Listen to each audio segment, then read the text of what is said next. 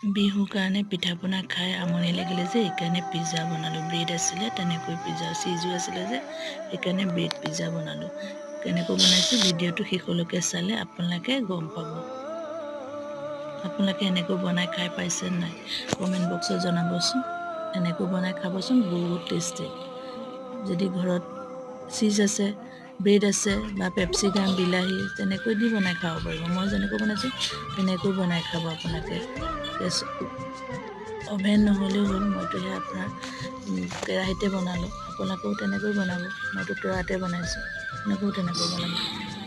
কেনেকৈ হৈছে আপোনালোকে কমেণ্ট বক্সত জনাব। ভিডিঅ'টো চাই লাইক কৰিব, শ্বেয়াৰ কৰিব আৰু ছাবস্ক্ৰাইব কৰিবলৈ নাপাহৰিব।